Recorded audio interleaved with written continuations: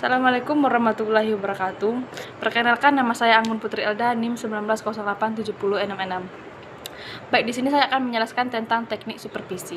Teknik supervisi menurut Rifai merupakan suatu proses atau serangkaian kegiatan yang teratur atau beraturan secara berhubungan satu sama lainnya, diarahkan kepada satu tujuan. Secara garis besar, kegiatan dalam proses supervisi dibagi menjadi perencanaan, pelaksanaan, evaluasi.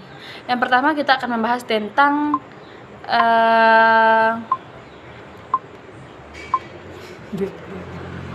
yang pertama itu perencanaan. Perencanaan supervisi perlu disusun oleh supervisor.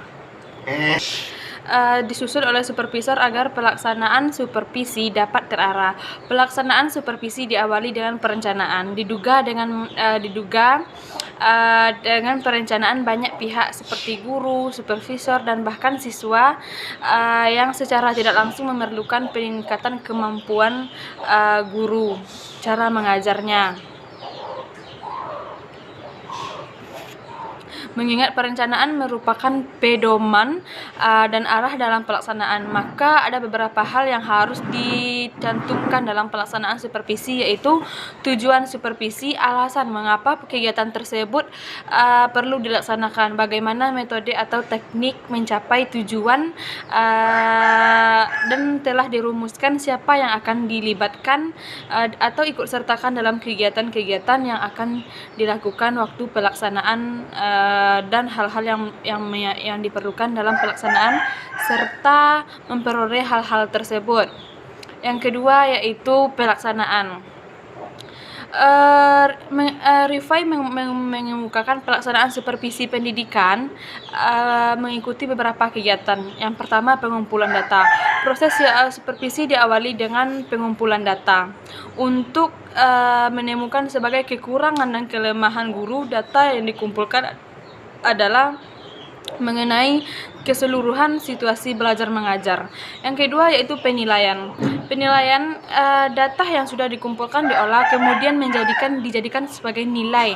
Penilaian itu dilakukan terhadap keberhasilan murid, keberhasilan guru, atau faktor-faktor penunjang dan menghambat proses belajar mengajar. Yang ketiga yaitu deteksi kelemahan. Pada tahap ini, supervisor mendeteksi kelemahan atau kekurangan guru dalam mengajar. Rangka supervisor memperhatikan beberapa hal yang berkaitan dengan guru pelaksanaan, yaitu penampilan guru, bagaimana antara hubungan guru dengan murid, penggunaan metode, hubungan antar personil, administrasi kelas. Yang keempat itu memperbaiki kelemahan. Jika melalui deteksi ditemukan kelemahan dan kekurangan, maka dalam tahap dilakukan perbaikan atau peningkatan kemampuan. Yang kelima itu bimbingan dan perkembangan. Supervisor perlu memberikan bimbingan kepada guru agar apa yang diperolehnya diterapkan atau diaplikasikan dalam proses belajar mengajar yang dilakukannya.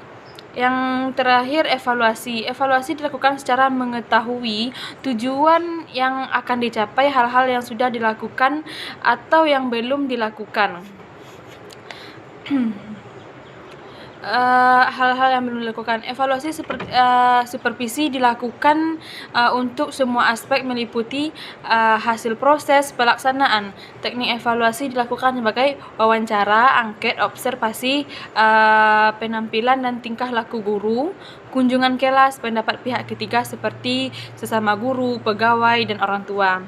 Yang keempat itu tindak lanjut. Dalam melaksanakan supervisi kegiatan belajar diperlukan instrumen berupa lembar pengamatan dan suplemen observasi, keterampilan mengajar, karakteristik mata pelajaran, pendekatan klinik, dan sebagainya dalam pelaksanaan kegiatan dan lanjut supervisi akademi. Saran utamanya adalah kegiatan belajar mengajar, hasil analisis, catatan supervisor, dan dimanfaatkan untuk perkembangan keterampilan mengajar guru-guru atau meningkatkan profesionalisme guru dan karyawan, setidaknya dapat mengurangi kendala-kendala yang muncul atau yang mungkin akan muncul. Umpan balik akan memberi pertolongan bagi supervisor melaksanakan tindak lanjut supervisi.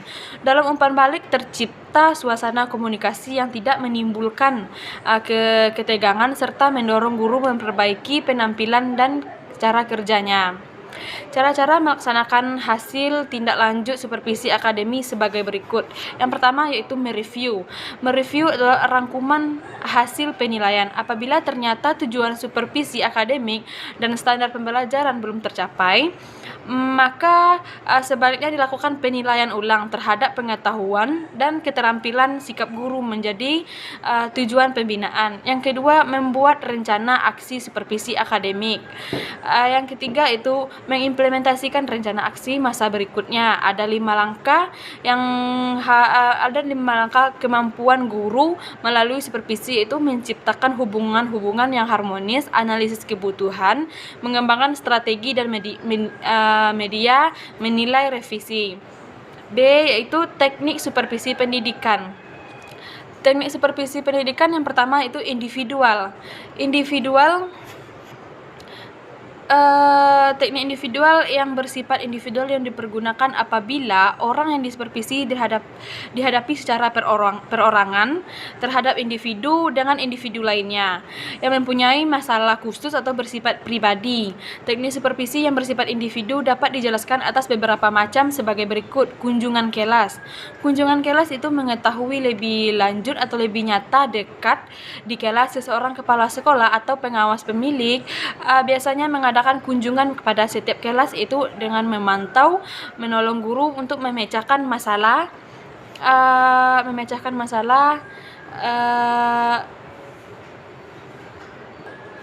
Yang kedua itu observasi. Observasi langsung yaitu observasi yang dilakukan secara langsung tanpa memberitahu kepada guru akan diadakan pemantauan dalam kelas. Yang observasi secara tidak langsung yaitu yakni supervisor dibatasi ruang kaca dalam guru murid-muridnya dengan alat seperti kamera dari jarak jauh. Tujuan observasi adalah mungkin sehingga dengan data tersebut dapat digunakan dalam menganalisis kesulitan dalam usaha memperbaiki hal-hal belajar mengajar. Yang C, percakapan pribadi. Menurut Adam dan Dickey bahwa salah satu alat yang penting dalam supervisi adalah individual confidence, yaitu supervisor guru dapat bekerja problem-problem pribadi berhubungan dengan jabatan personal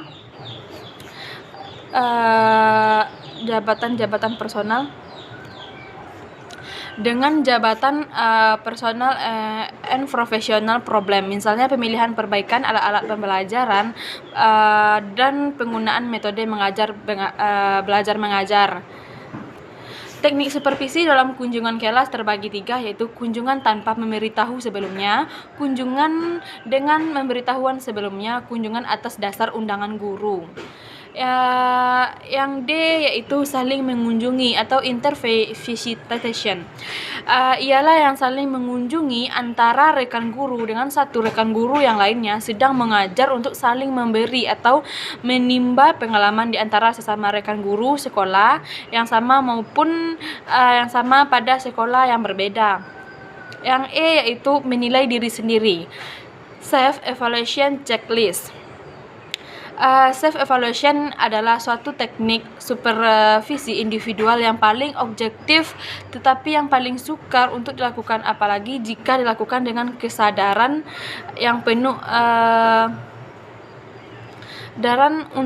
melihat kemampuan diri sendiri, menyajikan mata pelajaran, dan menilai orang lain rasanya mudah dilakukan. Tetapi untuk menilai diri sendiri kadang tak mampu melaksanakan, padahal paling tahu tentang segala sesuatu dari diri kita adalah kita sendiri, bukan orang lain.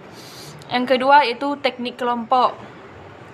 Teknik supervisi bentuk kelompok yaitu teknik supervisi yang digunakan bersama-sama antara supervisor, guru-guru, dan sama jumlah yang banyak tapi mempunyai masalah. Supervisi ini terdiri dari beberapa jenis, antara lain yaitu pertemuan orientasi bagi guru baru, orientation meeting for new teacher. Pertemuan orientasi adalah Salah satu bentuk pertemuan yang bertujuan mengantarkan guru-guru, terutama guru-guru, untuk memasuki susunan kerja baru. Demikian pula terhadap guru-guru yang mengangku jabatan yang baru dalam struktur organisasi sekolah.